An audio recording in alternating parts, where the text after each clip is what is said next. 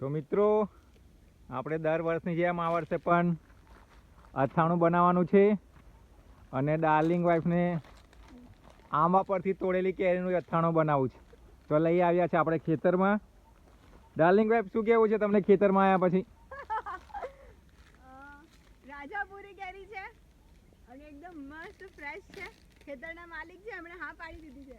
આ ખેતરના માલિકને પૂછીને આપણે તોડી રહ્યા છે. શું નામ છે ભાઈ આપનું? શૈલેષ. શૈલેષભાઈ. કયા ગામથી તમે? ભાવનગર. ભાવનગર. કયા ગામથી? ભાવનગર વલભીપુર. વલભીપુરથી છે. ભાવનગરના વલભીપુરથી છે.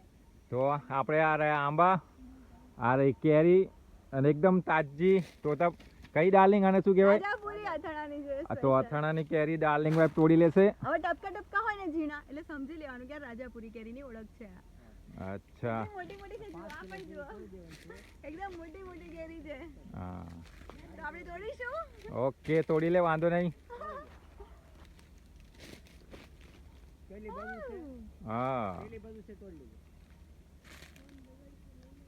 આમ ખેંચો, નીચે ખેંચો, બરાબર ખેંચો. ખેજો. હા. બહુ બહાર છે. બહુ બહાર છે ને?